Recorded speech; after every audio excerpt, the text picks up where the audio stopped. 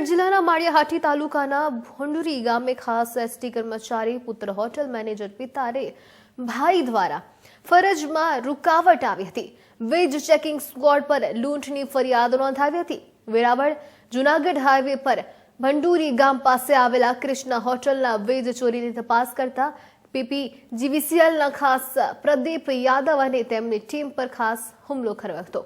વાત કરીએ હોટલ માલિક કાચરા કેશવ તેમજ તેમના એસટી કર્મચારી ઉપરાંત તેમના કહી શકાય પુત્ર છે તે રામદે અને તેમના ભાઈઓ ટીમનું અપમાન કરી ઢીકા પાટા વડે તેમને હુમલો કર્યો હતો। મોબાઈલ ફોન છીનવી લીધો હતો।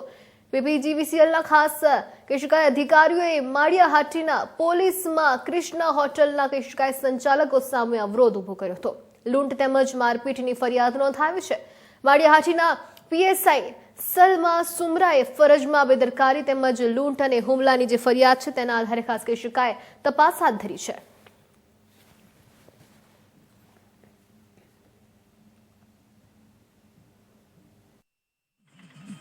शक्करबाग प्राणी संग्रहालय में आ वर्षे जो શિયાળાની सीजन चालू थई छे आमां कड़कती ठंड थी बचाववा माटे विविध